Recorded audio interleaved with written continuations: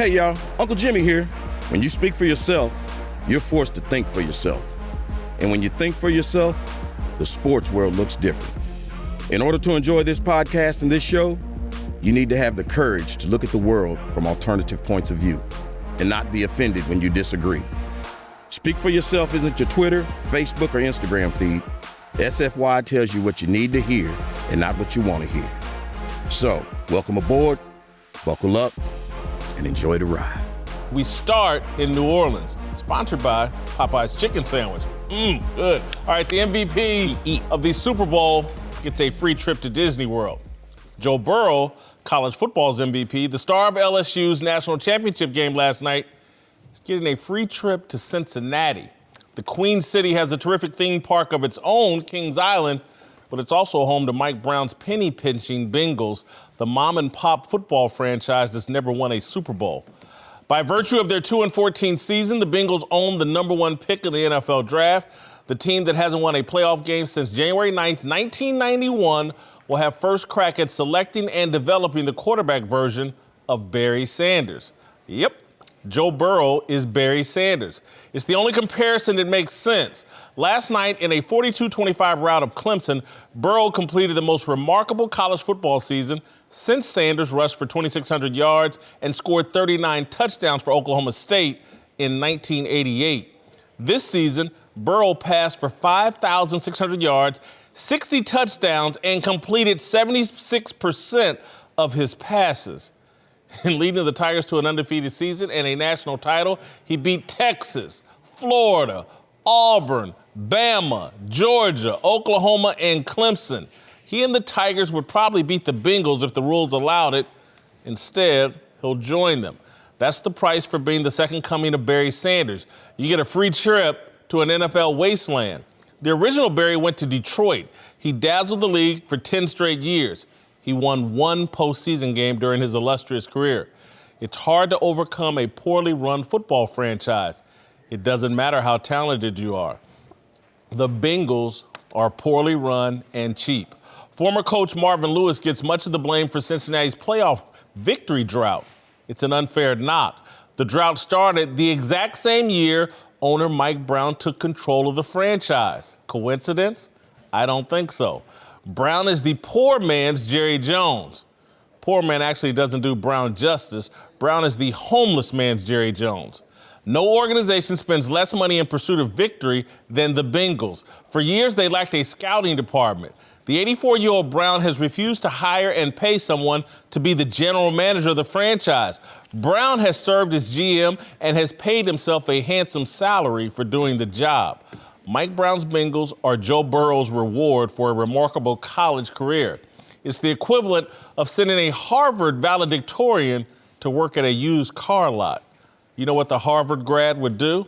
Refuse to go. Joe Burrow and his dad, Jimmy, should pull an Eli and Archie Manning, a John and Jack Elway, and refuse to play for the Bengals. Force a trade. It worked out quite well for Eli and Elway.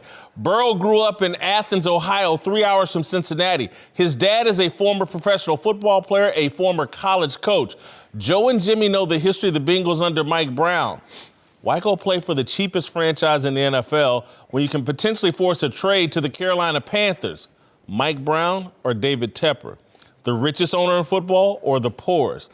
The guy who paid Matt Rule $60 million to leave Baylor or the guy who had to be forced to build a scouting department? It's not much of a choice, in my opinion. All right, joining the desk now are Fox Sports NFL analysts Mark Schlereth and Bucky Brooks. Marcel, let's get us rolling. Should Joe Burrow refuse to play for the lowly Bengals? No, he shouldn't refuse that. You're talking to a guy who had major scholarship offers and decided to go to Columbia. So remember who you're listening to right now.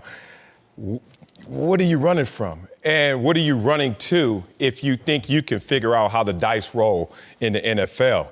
I'm a guy who wants to go somewhere and light the torch, not just carry the torch, to be another one of. And if you look at our NFL, how it's divided by divisions, divided by conferences, it's interesting if you talk about him going to Cincinnati and he should pause. In terms of the AFC, there are only 5 AFC teams that made more appearances in the playoffs this decade than those lowly Cincinnati Bengals. Patriots, Ravens, Steelers, Texans, Chiefs. Everybody else, same amount of appearances or fewer. So I wouldn't play with that dice roll. I would sit there and say, put that on me.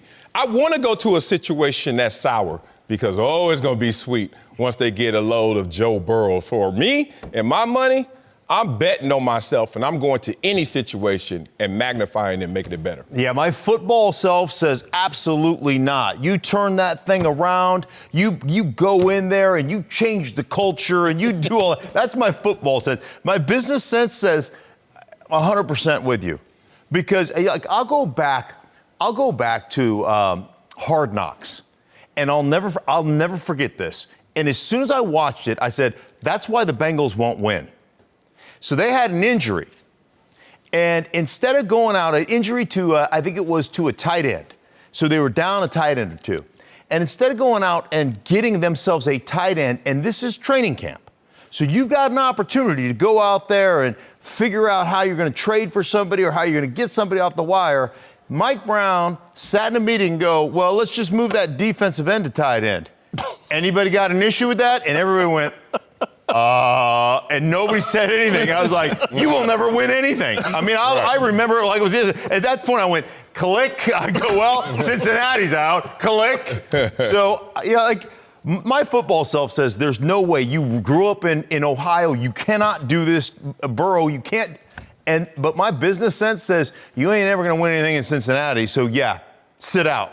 Force a trade. No, he's an Ohio kid. He can't. He has to. He has to do what LeBron did for his area. He has to uplift the Cincinnati Bengals. Hometown hero, only 3 years away. We saw what happened when he asked and implored people to help the food bank in his hometown. He has to go to the Bengals. Now, when he goes, he has to go with some stipulations. He has to go knowing I need a supporting cast around me to help me elevate my game like it was elevated at LSU. Well, when I look at the Bengals roster, they have some guys that they can use. Tyler Boyd is a solid receiver. If they re-sign A.J. Green and he's healthy, he is a #1 receiver. Joe Mixon in the mix, one of the top running backs in the league. Sure, you need to shore up the offensive line, but if Zach Taylor can steal the scheme that he saw at LSU this season, there's no reason why Joe Burrow can't be Cincinnati's version of LeBron. And look, LeBron plays basketball. There's 5 guys on the court. He's an all-state basketball player. One guy in basketball can make an amazing difference. It takes a village in football, and the village just doesn't stop on the field. The coaching staff, the scouting department, the smart moves from the GM chair, all of that in order to ensure success in Cincinnati. The other thing, the reason why I say this, I went through this experience with Jeff George, Indianapolis product. He forced a trade to get to Indianapolis coming out of the draft. One of the biggest mistakes of his life. The Irsay family, particularly at that time, didn't know what the hell it was doing with the Colts. Wanting to come home and be a hometown hero for a long-suffering franchise is one of the biggest burdens you can take on. If you're a basketball player playing in the NBA, have at it. You and a couple of guys can fix it. Doesn't matter what the coaching is. Doesn't matter what the ownership and all that other stuff is. In the NFL, if the village isn't with you, you're not going anywhere. Well, I wouldn't paint it that way. I think it's misconstruing the situation. He is not wanting to go back necessarily to his hometown. He's going to get drafted to his hometown, so let's find a silver lining in that situation. And it's funny, Mark, you talk about watching one decision and telling you someone's off. Right. We watched the Patriots this year, watch their tight end retire, trade away another tight end, and then at the end of the season complain they don't have a tight end. Right. So, and that's the Patriots. So every team finds itself in the same boat. They're one of 12 teams that haven't won a Super Bowl. But you know, there are some damn good teams that haven't won a Super Bowl. And one of them you even mentioned, the Panthers, haven't won a Super Bowl. You said force a trade to go to the Panthers. Why? What's better there? Texans, Ownership. Titans, Vikings, Bills. We can say ownership, but I want that to translate into production and overall holding up the trophy. And if you haven't done it yet, I'm not so guaranteed that you're going to do it going forward. So for me, I roll the dice into a sour situation to make it sweet. Marcellus. I'm listening. They just hired a coach for $70 million who never coached in the NFL. Mike Brown is clearly the most frugal NFL owner we have. Mm-hmm. The history is clear as day. Players still got helmets and shoulder pads. That's all you need. I mean, what else you need? The weight room? But honestly, he played at Ohio State, where they spared no expense in pursuit of victory. He played at LSU. They spared no expense in pursuit of victory. That's not the environment he's going to walk into in Cincinnati. And if he has the opportunity to force himself someplace else, bite that bullet.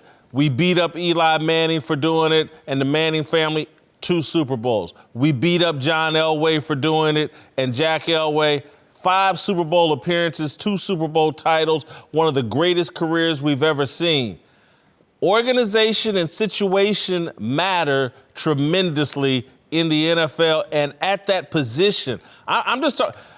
Again, what Marvin Lewis did there was a modern miracle given the level of support, and he gets beat up for it and blah, blah. But the not winning in the playoffs started in 1991. That was in January 91. Mike Brown became the owner and controlling general manager of that team later in 1991. They haven't won a playoff game since. I wouldn't do it if I'm But do you know the teams that, I'm talking about of late, what have you done for me lately? The teams that are less than the Bengals in terms of playoff appearances of late. Like, good teams, 49ers.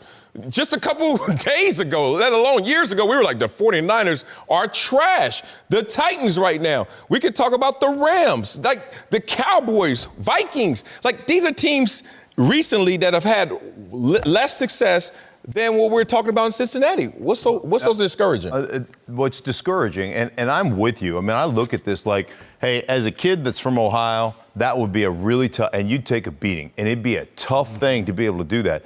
But as Jason pointed out, man, you can go, you can shut up the critics, and you can go to a place, an organization that at least gives you the opportunity. I had this conversation with Mike Shanahan, and he had told me at one point there are 12 teams in the National Football League that are legitimate Super Bowl contenders, that have the ownership to contend for the Super Bowl. Now, I'm not saying that if an outlier happens, that a team can win a Super Bowl, right? But there are 12 teams that are legitimately not just worried about growing their wealth on a year-to-year basis from an equity standpoint, but are actually spending money to win world championships. And the Bengals ain't one of them. But the Cowboys are. Yeah. And the Cowboys haven't won. Look, I get that they haven't won. It all has to do with how do you want to go down. Mm-hmm. Swinging with, again, because the Cowboys do a lot of dumb things I disagree with, but they're trying. And Mike Brown makes his living off the Bengals. Right. The difference is this. The Cowboys haven't won because the Cowboys can't get out of their own way. It's not because of the resources that they spend. The Bengals don't win because they can't get out of their own way and they won't spend the resources. Or they didn't have a franchise quarterback like this. Well, here's the thing, and right? I'm really surprised that you would take that take because I've sat up here and I've heard you talk about core values as it relates to football. And so core values, one of those core values are resiliency, grit, perseverance. We're encouraging Joe Burrow to run from an adverse situation. What would we be teaching him? What would we be saying if we're saying, hey, run for a better situation? He is from that area, in essence, 3 hours away. He has to go and be the savior. Joe Burrow cannot run from the Cincinnati Bengals in this situation. You do know, football core values are universal from high school to college to pros. And so, Bucky, you coach high school football. You see kids jump to better situations all the time. And I'm not a fan of that. And I'm not a fan. Okay, you were a recruited athlete. And it's like, oh, should I go to Ohio State where we got a chance to win a national championship, or should I accept this offer from Maryland? But what's analogous in that is not that, it's the fact that he commits somewhere or he goes with the process as it's flowing and then he interrupts that.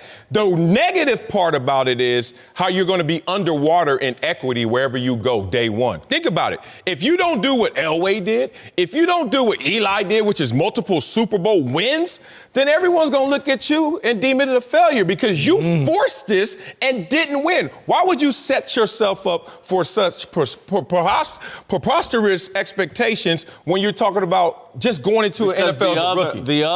The other situation you're setting yourself up for Why go into a situation where I'm not going to be supported like all the other elite quarterbacks in the NFL? Carson Palmer didn't feel that way. I understand that. Andy Dalton didn't feel that way either. Right. Carson Palmer forced his way out of Cincinnati. He had enough and forced his way out of Cincinnati. Andy Dalton doesn't have this kid's talent. Right. I bet you Andy Dalton felt that way this year when he's getting sacked 9 times a game, and then they benched him for a rookie. Writing's on the wall. He already has a natural ready-made excuse. If he goes there and he fails, we're all going to blame the organization before we blame him. Who wants a ready-made excuse? He has a ready-made excuse. However, Super Bowl. that spotlight will be on him in a different vein. I would go. I'd be happy to go, and I'd be like leading the charge to change the culture of the organization. I'm just saying, from a business aspect, I don't know that any one person can change the culture of that organization.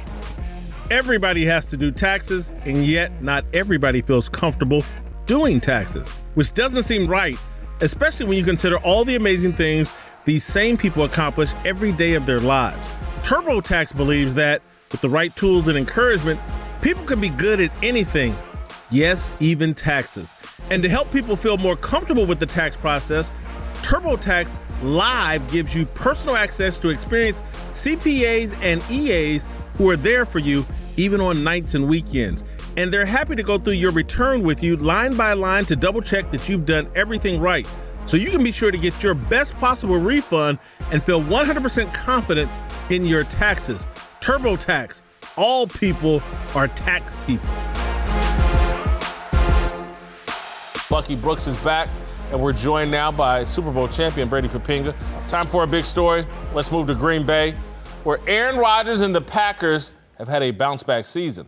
Rodgers' numbers were down a bit this year, and Yahoo's Dan Wetzel says Rodgers still needs to deliver another Super Bowl to Lambeau. But after missing the playoffs the last 2 seasons and starting over with a new coach, Rodgers and the Packers have far exceeded expectations just by getting to this weekend's NFC Championship game against the 49ers. All right, Marcellus, you agree with me, win or lose? Was this a successful year for Aaron Rodgers? If they lose with a 13-3 record, that is not a successful year for Aaron Rodgers in terms of his legacy. It will be a building block year and a successful year for this team and this franchise as it's going forward with Matt LaFleur as their young coach. But Aaron Rodgers is going to sit back selfishly and have some scotch and sit there and say, oh, which direction is this heading in terms of me personally?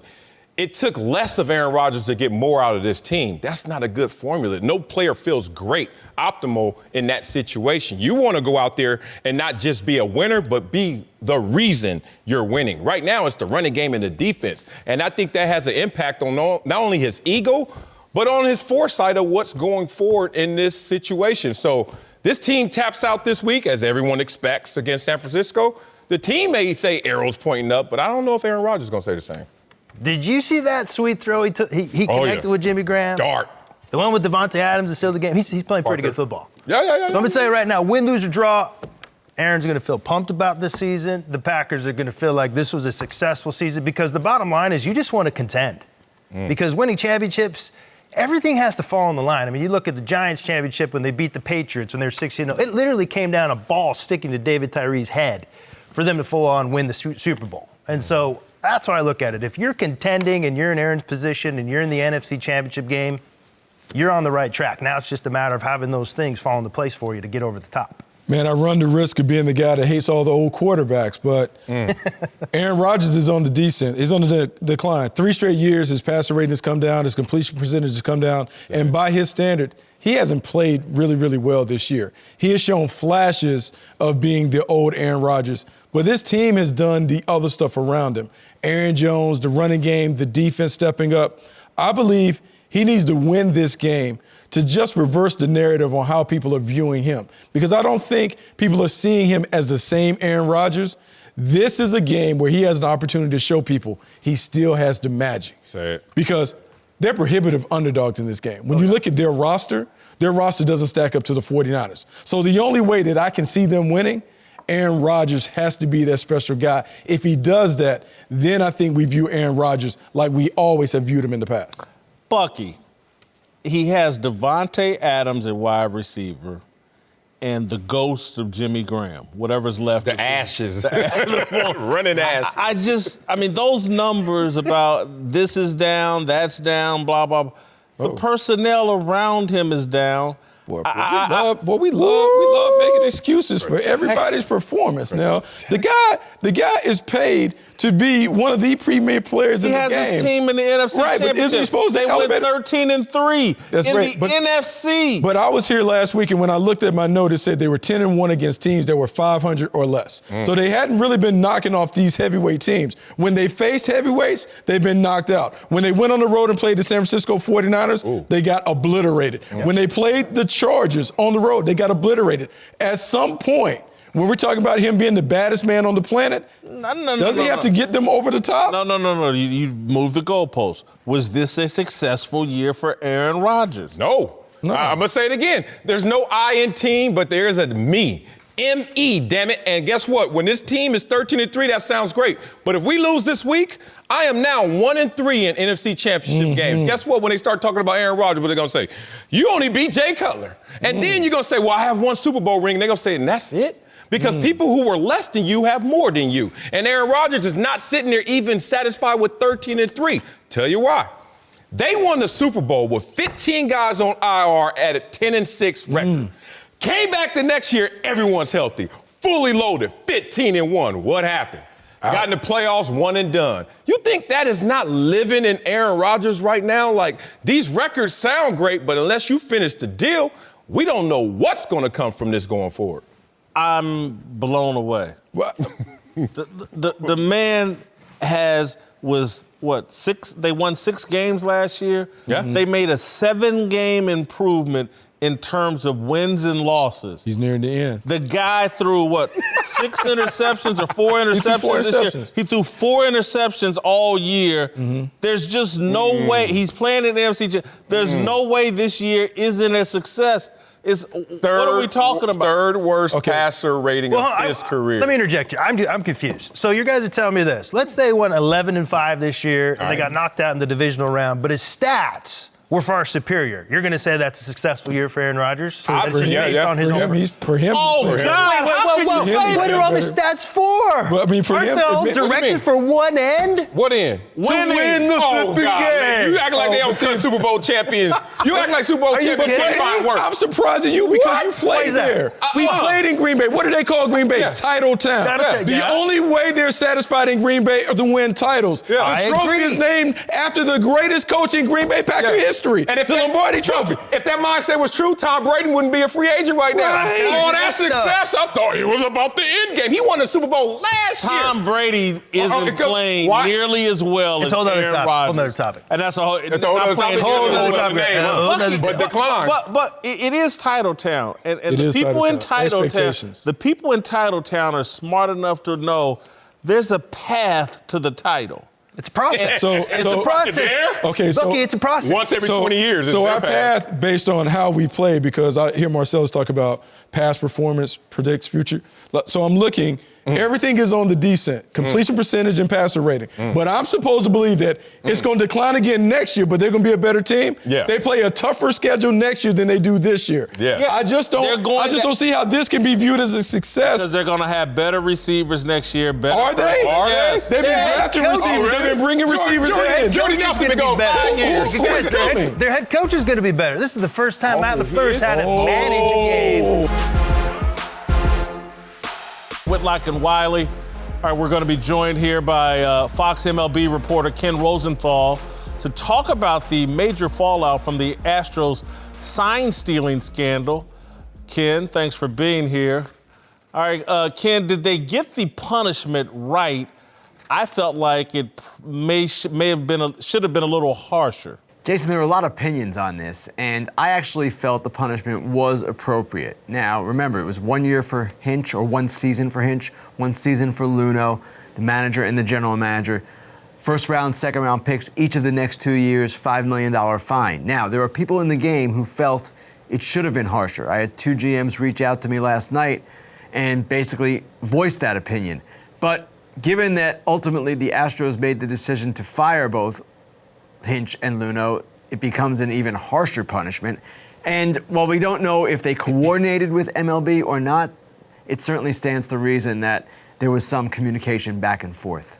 Now, the Dodger fan in me is wondering, was there a real conversation of the Astros vacating their World Series wins? There was not, Marcellus. And if you go back to the steroid era, there's never been an asterisk placed. There's never been records taken away.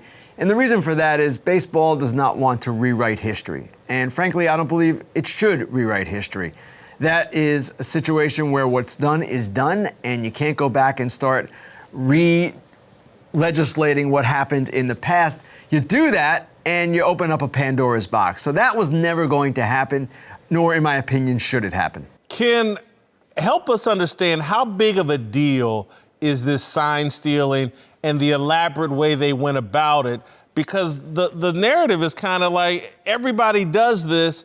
How big of a deal is it for you, a hardcore baseball person? It's a big deal because the Astros broke the rules. And Jason, let me explain that sign stealing has been in the game forever. Sign stealing with players using their own wits, their eyes, signaling with their hands, doing that kind of thing. What is prohibited, and what has been prohibited since the start of 2018 explicitly, it was prohibited before that, but not so explicitly, is sign stealing with the assistance of electronic means. So, what did the Astros do? Had a camera in center field, had a monitor steps away from their dugout. They would sit by the monitor, decode the signs, and then bang a garbage can to signal what was coming to the hitter. That is an egregious form of using electronics to steal signs. And while there are other forms of this, and other teams apparently did do this, we reported on the Red Sox in The Athletic, at the same time, what the Astros did seemingly was a step beyond. Growing up in Indianapolis, my grandmother, huge Cincinnati Reds fan, huge Pete Rose fan. Tell me why these guys are getting treated better than Pete Rose, who's been banned from baseball for life over a gambling scandal. Pete Rose committed what is perceived to be the cardinal sin in this sport, and that is gambling while an active player or manager. He was actually a manager at the time, and that is why he received his lifetime ban. These penalties yesterday that were handed out, now they're unprecedented. And yeah, you could argue for a lifetime ban, but I don't know that it's perceived in the same light. Actually, I do know it's not perceived in the same light by Major League Baseball. And effectively, Jeff Luhnow, the GM, might have gotten a lifetime ban, at least from the position of GM. I don't know that any team will hire him. Now, Hinch is a much more popular guy within the sport, very well respected, not a guy who has fired scouts like Luhnow did and kind of made enemies the way Luhnow did. So I can see him working again as a manager, but I have a hard time seeing Luhnow perhaps getting another job as GM. Well, current Red Sox manager Alex Cora was implicated in the scheme as well. Somewhere in Boston, he's biting his fingernails. You expect him to be suspended or lose his job? Baseball delayed his discipline, Marcellus, until they complete their investigation of the Red Sox. The 2018 Red Sox, of which he was the manager, and a team, of course, that we know won the World Series that season with him at the helm in his first year. Now, The Athletic and a co-writer of mine, Evan Drellick, we reported last week that the Red Sox, according to three sources, also stole signs illegally. They did it during the 2018 season that I just referred to, and they did it in a little bit different way. They used the video replay room, the room that teams use to determine whether a manager should challenge a call. And what they did was decoded the signs through the video replay room, had it walked out to the dugout by someone, usually a player, and then they would signal a runner on first or second. The runner would signal the batter at home plate. That's not the same as banging a garbage can, but the Red Sox violation would have occurred after the sport put in more stricter rules, I should say, and really clamped down on this entirely, with the commissioner warning that he would take any future violation extremely seriously after the Apple Watch incident with the Yankees and Red Sox at the end of 2017. So that is where the Red Sox problem would come in. Their violations occurred after all that. Now, earlier, Ken, you said baseball won't rewrite history, but they can write the future. So let's talk about some of the players, star players, and future Hall of Famers like a Jose Altuve. Will those guys be banned from entering the Hall of Fame because of this scandal? That depends on the voters, and it remains to be seen when they retire and then have the 5-year waiting period and then become eligible for the Hall of Fame, how voters will respond. It remains to be seen how the rest of their careers will go. But the reason players were not suspended here, and this is a fair question and point to make, the commissioner determined that he is going to hold the general managers and managers responsible for the conduct that occurs. Not the players. They're the ones who are supposed to adhere to the rules and supposed to be following them properly, but they need to be kind of kept in line by management. And that is what did not happen with the Astros, and that is why the GM and manager got the suspensions they did. But as for the future and Hall of Fame chances, let's see how their careers play out and where it all goes from here. Ken, thank you so much for joining us and explaining this situation. Really appreciate it. Mark Schlereth and Brady Papinga are back with us. Time now for Darnell's question of the day. All right, take it away, homeboy. Yes, sir. Let's move to Antonio Brown, whose public meltdown continued yesterday and continues to cause a lot of concern. AB live streamed the confrontation he had with police and the mother of his children on Instagram. Just want to warn you guys, the video is pretty hard to listen. Here's 20 seconds of the full 2.5-minute clip. Get the out of here. Get the on my property, you out of here. I love you, Poppy. I love you. Go at the police. Get the out of here. Little cop, look at the little cop. You wish you could take me, you out of here. Yeah, get in the back of the police car, and you ain't leaving with out of here, you bum. All right, guys, want to ask you, would you be disappointed if an NFL team signs Antonio Brown? At this point, yes, I would. I look at that video, and AB's not aware he's abusing his children. It's not just the adults he's abusing his children. And if he has this little self-awareness, this willing to mistreat his young children in this way, I just think he'd be a horrible teammate, a horrible look for the NFL to invite. This guy needs some serious help and needs to be put in timeout for a lot longer before I feel like he should be invited back into the NFL. Yeah, because he needs serious help, I wouldn't be disappointed if a team signed him. I think that will be the process. I think AB right now obviously has some behavioral issues and maybe deeper psychological issues. Those will be addressed, I think, publicly, even though privately he needs that help. And I think the team that does endorse him, does sign him, is going to make sure they go through that process. And then once he goes through that process, obviously there will be contingencies with that, maybe an absence from social media, which will distance himself from this moment right now of virality. And then you'll say, oh, I've seen the NFL do worse things for worse players. And you will put him not as the same demon that you probably have in your mind right now, and you would think of a Greg Hardy, or you would think of a Dante Stallworth, and you would think of other incidents, and you say, you know what? AB has shown remorse, shown some contrition. I'm fast forwarding for the team that's prediction. Signing him. Well, the team, we're predicting the team signing him. So in that prediction, I think those will be the proper steps, and then that will be okay. Yeah, I think it's a privilege to play in the National Football League, and you've lost that privilege. And until you show contrition, I think it's on you to show contrition. I think it's on you to clean your life up. I think it's on you to earn an opportunity back before some NFL team should give you a chance. So, no, I'd be disappointed if any NFL team signed him. Especially off the heels of that video. I mean, that video is so repulsive that any team that would associate themselves with that, because what you're basically saying if you sign a guy is like, we're signing the full package of him, we understand all the baggage that comes with him, and we're good with it. And if anybody came across like they're good with that video, that'd be extremely disappointing. So he's toxic right now. The other reason, I'm going to go a step further, and I want to be clear here. I'm no kind of expert on what I'm about to talk about, but this is what I think. That's all the classic behavior of a very violent, potentially violent person. That's the mentality that leads to abuse of children, leads to abuse of women, leads to violent encounters with other human beings that you deem less than you. And that's why I would say I'd be very leery if I'm an NFL team. This guy is showing all the signs of he's not only capable of hurting others, he's capable of hurting himself. Buyer beware until he's willing to address these issues.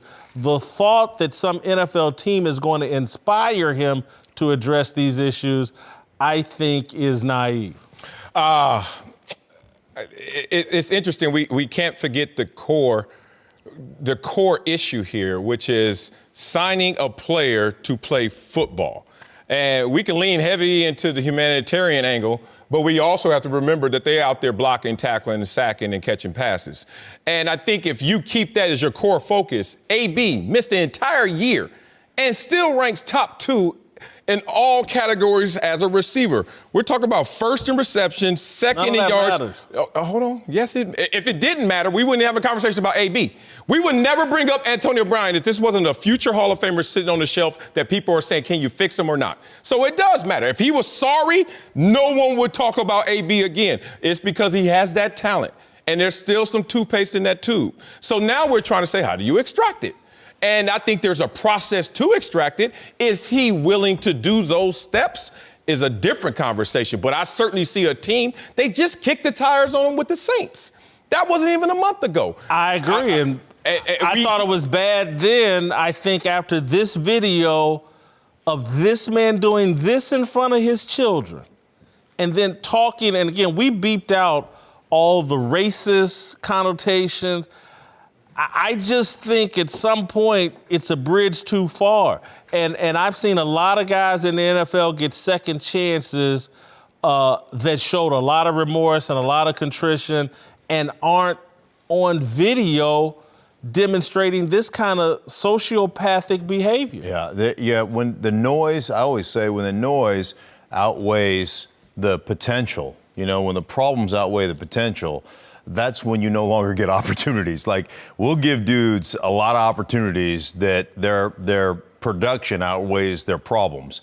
But at this point, the problems are so strong. And what we've seen, again, like, when you put the video to the actions and everybody and their brother's uncle can see the video, then it becomes real to everybody. And you sign this dude and the reality of it, people stop showing up. I think it's bad for the product in terms of, I can't imagine any woman or mother wanting to cheer for, root for Antonio Brown. And when you just think of, again, it's a television product. It's about drawing as massive an audience as you can without being polarizing. And for the NFL, on this issue, the team that signs him, to me, is being disrespectful to the league, because if this guy continues on this path and harms someone else, that's on the NFL. That's another black eye for the NFL. But there are women who cheer for the Cowboys, and the Cowboys did this. You know what's happening right now? Everyone's being sensationalized. And one of the things that I truly take notice of and make sure I stay objective to is there's an onus on you to not be sensationalized because of out of sight, out of mind experiences. So case in point, there are guys in the NFL that have done worse things than AB just did right now. Now here's the problem. There are no videos, no transcripts, no witnesses. But he sensationalized himself. He posted it. I'm not saying that that's not a problem. I'm just letting you guys know, if you're going to be a matter-of-fact perspective giver, you look at all these guys who are in the league that have done things, but because it hasn't been sensationalized, you turn a blind eye. We don't know, and we don't. Again, I'm just for me, and I'm not a parent. All I'm saying is that gives him an entry back to the league because he won't have the worst indiscretion, as bad as it is. Listen, but other people's discretions aren't on tape. They're not, and I'm just sorry. To me, and again, I'm not a parent, but I do like kids. This is an abuse of kids.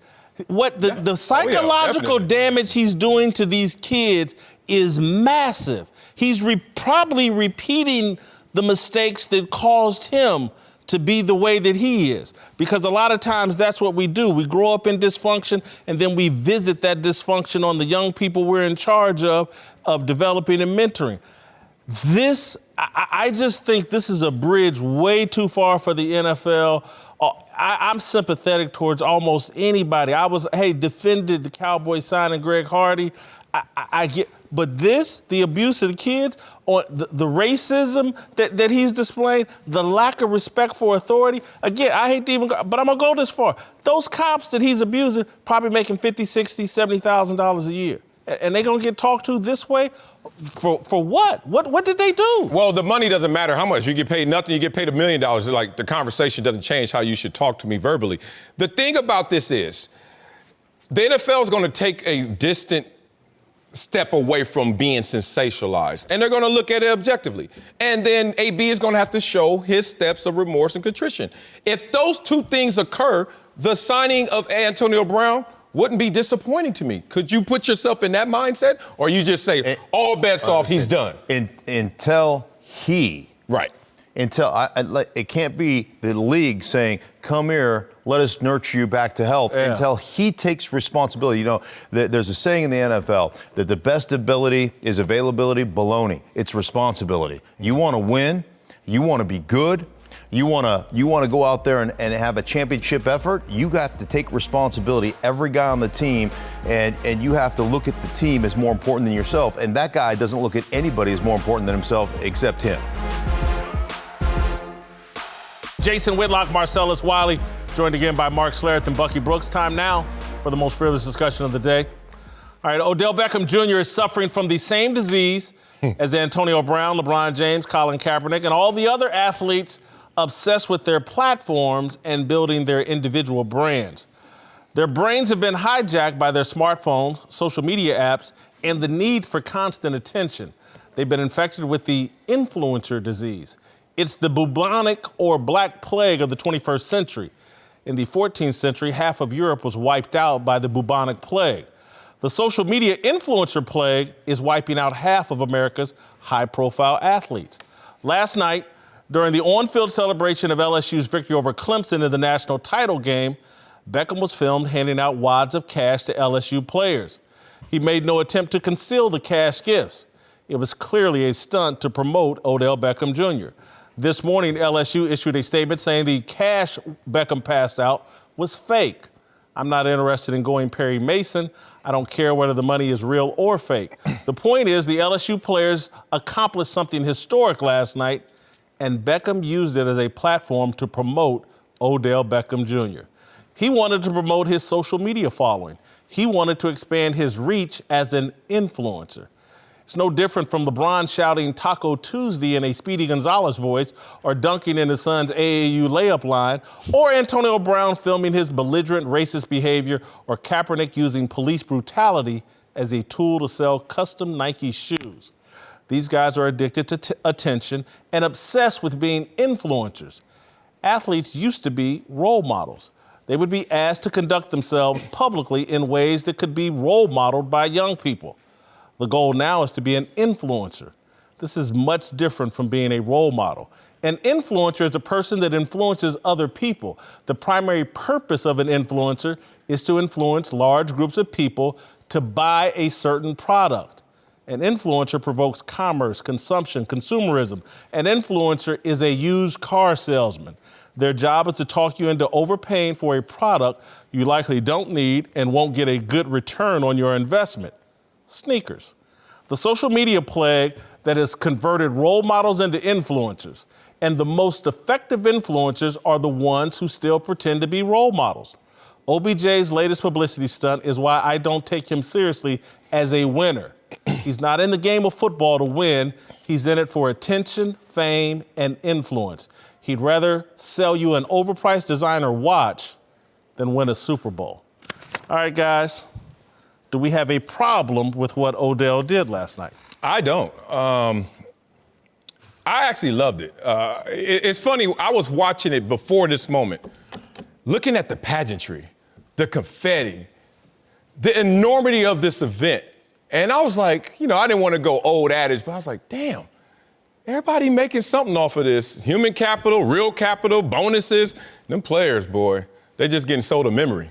That's great. And I didn't say anything. I don't tweet that. That's not my thing. I ain't go to a big school either, so I don't know that full experience. But I respect that he highlighted the hypocrisy in his own unique way. He did it in a way where he knew the cameras were going to come, but attention serving as that is, it's not him grabbing the cameras, it's the cameras following him. And it's funny, in this situation, I like a guy who's like, look, man, everybody out here winning, and y'all won, but let me show you what a real win is, even in a fake way. And I just think that in that moment, it wasn't about stealing from those guys. It was telling them how they were being stolen from. And I thought there was a unique way of doing it instead of the same old cliche, boring, monotone, pay the athletes. So respect to Odell for being creative, at least. Yeah, I suppose I look at it differently. I look at an opportunity to be with your teammates, to celebrate something that's incredibly special, a world championship, and somebody that's going to steal some shine from you. And, you know, one of the things that happened to me over the course of my son's baseball career, he was playing for the Arizona Diamondbacks in Chicago. And the Chicago Cubs called me and asked me, I was working at ESPN at the time, asked me to come out and throw out the first pitch and then to sing the seventh inning stretch. And man, I thought that was the coolest thing ever. And I graciously accepted and I hung up the phone. And as soon as I hung up the phone, I said to myself, you idiot. And I made the call back and said, you know what? I'm there to support my son, not to steal my son's shine. I can't imagine me being up there singing the seventh inning stretch while my son's warming up the bullpen to come into the game. And it would be completely inappropriate for me to steal the shine from him. And all I saw was a guy that was out there self-promoting his brand. That's what I saw. And that, to me, is never going to be right. You can't, there's nothing you can say to me that will say, okay, you know what, that's right. I just don't think it is. Look, it's not a great look, but I'm not mad at him. He's an alum. He's part of the LSU family. When you looked at the TV shows on ESPN and the others that were showing the game, there were a lot of LSU dudes in the building. Tyrann Mathieu was in the building. And so when Odell goes and they celebrate at the end and he daps them up and gives them the fake money, is it a little extra? Yes. Am I troubled by it in terms of you need to be a little more careful when it comes to protecting the bigger brand, which is LSU, and the kids that look up to him, which are those players? Yes. But in terms of you saying or we're proposing that it's a self-serving act designed for him to elevate his brand, I don't think it's that. I think it's a young guy really excited about his team winning the chip. You honestly think self-promotion's not part of what he's doing here? No, I really think he's really excited about his squad. You created a bunch of fake money. Like that's not premeditated. That you just happen to carry around. I mean, you don't turnover chains, right? Turnover rings. Yeah, it's premeditated. I'm just and saying all those things. I'm just saying that's part of your team and your team's culture. I mean, you came out. Hey, there was a lot of guys. How many of those guys, those former LSU players that were there, came out with wads of fake money and started handing money? I thought Honey Badger was a part of like doling some of that out, some of the fake. I didn't see that. But you know what? You got to look at it this. First, let's keep perspective and context. Let's stop acting so holistic about this event. LSU canceled classes for 2 days so the students could be there. A school of higher education, quote, higher education, is canceling school so y'all go out there and watch this game. President Trump is in the building because Louisiana and South Carolina is in the building. Everybody's out there on something that is going to shine light on what they want to. At least Odell's is not self-serving because the end game of what he's trying to promote is actually going to benefit those athletes who are collegiate athletes, not him. He already been to the other side. He's been paid for his services. He's like, yo, this is next. Look, this is the biggest reward. And again, this all comes down to, do you really want to promote change or do you really want to promote yourself? Odell Beckham Jr. on that night, again, he's LSU football's probably most prominent alum. He can get with reporters and articulate exactly what's wrong with the NCAA amateurism system. He can go at the system in a substantive way. That's not, hey, look at me. That's not an NCAA violation that jeopardizes LSU, Ed Orgeron, the players. Again, what he did put everybody in a negative light because you'll never get Ed Orgeron to go, hey, you know what, let's pay all the players. That's what needs to be done. He may believe it, but he ain't saying that because he's protecting his job and the system that he currently works in. Odell, and again, we never require people to do anything real. If it's a gesture, we're good with it and we're going to support it. Odell, if he wants to speak out against NCAA amateurs, and I wish the athletes would. in a substantive way that affects change. This little stunt is this dude taking shine off the people that actually put the work in. I take it differently to that because, having been around and having seen his effect on young people, they gravitate to him. He is as close to a rock star as I ever can imagine. He is our version of what Michael Jackson was to us as a kid. I was just about to say Michael Jackson. Kids gravitated towards him as well. So that's not the gold standard. So when I think about Odell and in this moment, because he goes back to LSU, because he's from Louisiana, because there's a bond with the LSU guys, I really believe this was a moment with him and the kids that he knows because he worked out with them to shine and elevate them as opposed to, hey, look at me, I'm Odell Beckham Jr. I didn't get that from this job. In what way did he elevate them? Hold on, that's the thing. That's why I think we have an issue and a difference of opinion. We want something substantive from every gesture, every action, or you're pulling for your own self-serving attention needs because everyone's going to be in rally of looking at Odell. That's messed up because Odell can't live a normal existence. He can't do anything that is deemed foolish, clout chasing, or anything because everything he does has to be measured of a higher standard because he's a higher celebrity. And what you're asking for, but that's how that works. That's not how that works. That's how you perceive it to work. Well, but when you walk out of this building,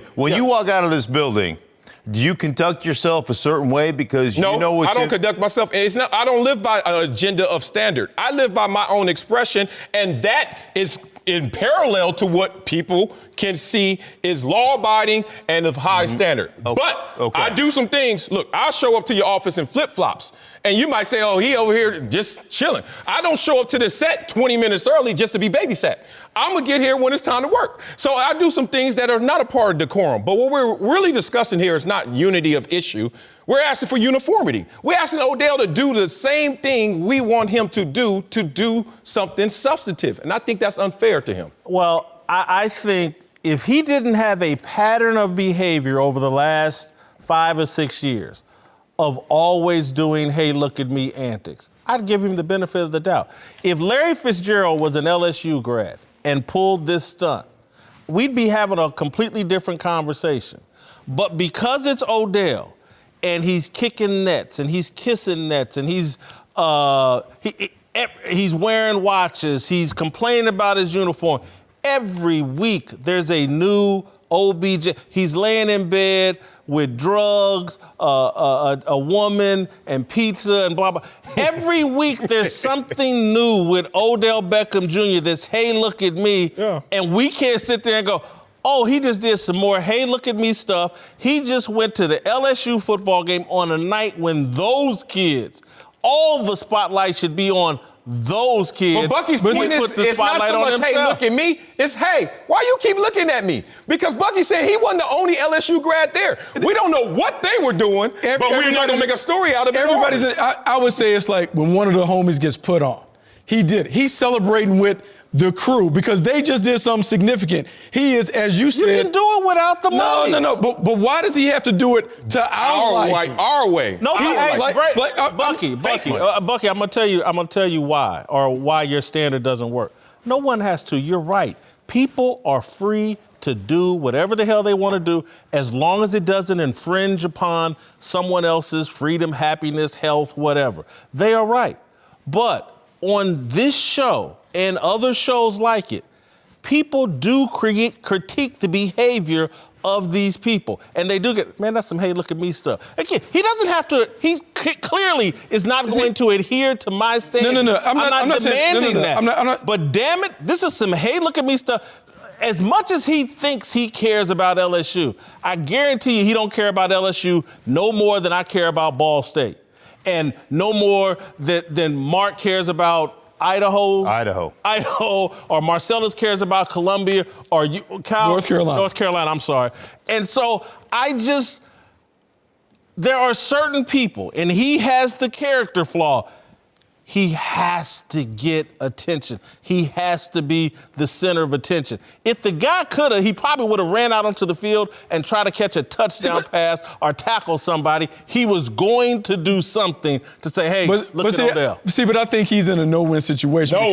Because with him in LSU, I can guarantee you all those receivers that we saw scoring touchdowns last night, I bet you they were talked about, hey, Odell Beckham Jr. did it here. You can be a part of it. And I'm sure there is a bond and a connection between Odell Beckham Jr. and Justin Jefferson and Jamar Chase and all those other guys. He's not in a no-win situation.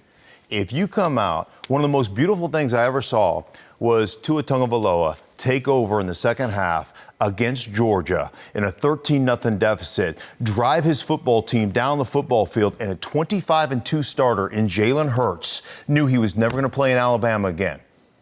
And you know who's one of the first guys down to celebrate Tua Tagovailoa's touchdown throw to make it 13-7 was Jalen Hurts. When you celebrate somebody else's victory like it's your own victory, that should be celebrated. When you celebrate somebody else's victory with $100 bills passing out to kids, that's you celebrating you, Mark, not you celebrating them. You know who was the first one out of town on the first thing smoking? Jalen Hurts. Yeah, because he's never going to play again. That's all right. And that's fine. So let's not overvalue being understated. Like these old Puritan values.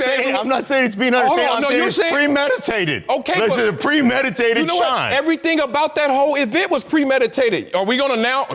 You think that confetti just came from up in the sky, or was it premeditated? But again, every element of this is premeditated. Confetti and all that was in celebration of the actual participants. And OBJ's not a participant. He just made himself one, and he just created more headlines about himself to talk because he's a used car salesman. He's an influencer. He's there to sell his product. Lesser celebrity athletes who are alums, they're not saying, "Look at me." It's just nobody looking.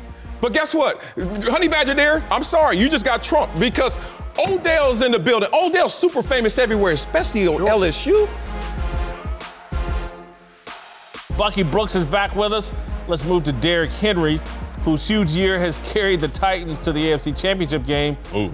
With the back becoming the first player in NFL history to rush for 180 yards in 3 straight games, Henry will be a free agent after the season. But if recent history is any guide, monster contracts for running backs like Todd Gurley, David Johnson, and Le'Veon Bell haven't really panned out. Should the Titans give Derrick Henry a huge contract? Yes. Slight apprehension, obviously, the running back position, but not to put him in connection to other guys who haven't lived up to their contracts necessarily, or Le'Veon Bell, Todd Gurley. It's more because of his production and the attempts and the carries. He's averaging 20 carries, 102 yards in the regular season, and then he has an uptick to 32 carries, 188 yards in the postseason. Let's check that odometer. If you're going to give him that many commas because of his production, we got to check that odometer sooner or later if you're going to give him this level of usage. So that's the only thing that gives me hesitation and pause. Other than that, pay the man. Man, I like seeing people rewarded for their work, and he is their number one offensive player. I know they're about to break the bank for Ryan Tannehill, but when we've looked at the Tennessee Titans through the playoffs, it has been the Derrick Henry show. And if the Tennessee Titans continue to advance and they move on to the Super Bowl with him being the bell cow, you have to reward him for being the number one offensive playmaker. I'm going to be a wimp here and kind of I don't know what to do here. The trend on running backs just isn't good. I love Derrick Henry, everything about it. He's earned the money. He's a great player, but the trend, I thought the same thing about Todd Gurley. I thought the same thing about David Johnson when he was balling. If I'm Tennessee, and I know this isn't part of the question, I don't know if I pay Henry or Ryan Tannehill. Neither one? We're just going to bypass him? We're going to win games and we're going to get others? AFC Championship game? I'm afraid. I mean, you got to make a decision. But we got to pay somebody. I know, I agree. Yeah, and so, originally the question was, who would you pay, Henry or Tannehill? And so I'll answer that question. I'd pay Henry before I'd pay Tannehill. Because running backs are cheaper. And he's carried him. Yeah. I like what Tannehill's done, but I'm just scared, man. There's been too many of these guys fall off a cliff. Le'Veon Bell, there was a couple years where I was like, oh, my God, this is the greatest thing I ever seen. Yeah. Not anymore. Well, if you look at it, Derrick Henry just got here to this level. Look at his usage. Like his first year, he had 490 yards. Every year, he's gotten better every year with more carries, more yards, more touchdowns. So they actually have brought him along slowly. Therefore, there's still a lot of tread left on those tires. I'm gonna flip. I like the way he carries himself too. Yeah, he makes me believe he would never lay down on you. Uncle Jimmy's here to help us talk about our approval ratings for LSU quarterback Joe Burrow. You know.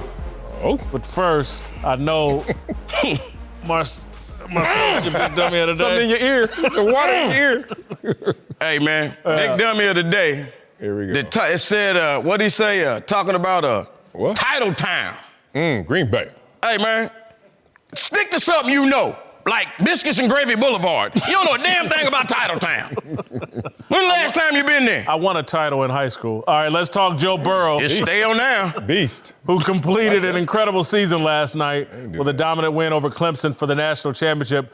Burrow has now won the title, the Heisman, gone undefeated, and set a new NCAA record for touchdown passes. Marcellus, yes. Is this the greatest college football season ever? No, it's second. Because of the numbers and who he had to beat to get there and undefeated, all that, yes. Second. First, Barry Sanders. Because there's a difference between throwing the ball in the air and someone else catching it for 60 yards or you actually doing all that work with the ball in your hand for 60 yards. And that's what Barry did. That's a hell of a point. I didn't know where you're going with that, but you're absolutely right. Yeah. Those receivers had a big deal to do with those 60 touchdowns. Barry scored 39 all on his own. On his own. Uncle Jimmy. Give me that. What? Do you have a take on Joe Burrow? I think he should refuse to play in Cincinnati. I think you killing me. Killing who? You killing me. Let me get this right. You saying that Joe Burrow should not go to the Cincinnati Bengals because the owner, Mike Brown, is cheap. Yes. That's what you're saying. That's what I believe. They don't spend as much. Now, look at it. Let me tell you one thing for certain and two things for sure. You walking it too. You are definitely the Mike Brown of Sports Talk TV. I do it. Hey, and if that's the case, then this show got to definitely be the Bengals. We ain't the Bengals, man. Look at man, ain't nobody walking through Fox or looking at this show on TV and getting us confused with the New England Patriots. Ain't nobody getting you confused with Bill Belichick, all right? No. Now, they might get you confused with Romeo Crennel. But you damn sure ain't gonna be no Bill Belichick, okay? Stupid. See, here's my problem. You up here living high on the hog, and you still got me and Darnell out here working on this shoestring budget. Uncle Jimmy come out here every day singing and dancing, trying to get a contract. Oh, man. Don't Hey, poor Darnell, hell, he's still out here selling T-shirts. You up here eating truffle chicken. Last week, hell, me and Darnell had to pass up on a bucket of chicken. Oh, man. So now look here. Now listen to this dysfunctionality that I'm speaking of. If we the Bengals, and we damn sure is, then without a doubt, I got to be Anthony Munoz, the GOAT of the Bengals franchise. Wow. Oh, you Anthony Munoz. Listen to me. A 17-year vet from the Wyandotte County Sheriff's Department, former United States Marine from the 3rd Tank Battalion. Now look here. Say I'm not the most experienced man either one of you have ever met, if you know what I mean. Yeah, we definitely know that. Hell, besides yourself, nephew, am I not the most well-rounded man you ever met? Tell the truth. Not quite, but anyway, continue. Look here, when you came begging me to join this little sorry show, did me and my 3 daddies hold you hostage? No. No, we did not. Did we demand that you trade us to UTI with Mike Stillborn? Mike No. Wilbon. PTI. Look, we was professionals. You know why? Because anything less would be uncivilized. And what have I done since I walked through the door? Blessed us. Look here, when I walked through this little ragtag, hush puppy wearing crumb cake ass organization, what did I do? I turned this organization around. The moment I walked through the door, what do? We went from worst to first. Went from least to beast. Zero to hero. And that's exactly what Joe Burrow's going to do for the Cincinnati Bengals. Okay. All right, I got Joe Burrow. I know you better than I can tell you. At an all-star level, 25 job performer, 17 all-time greatness, 15 in character. He quit on Ohio State. 20 authenticity, 77. Yeah, I'm close to you, that character. I saw him snap at Coach yesterday, and he talking about his ribs. Don't touch me. You're a little too dramatic for me. Other than that, I got to have him GOAT status still. Respect. It's early for GOAT status. He got to do something in the What? He NFL. #1 overall pick, best season ever in college football? Wow. Yeah. The internet agrees with you. They have him at GOAT status as well.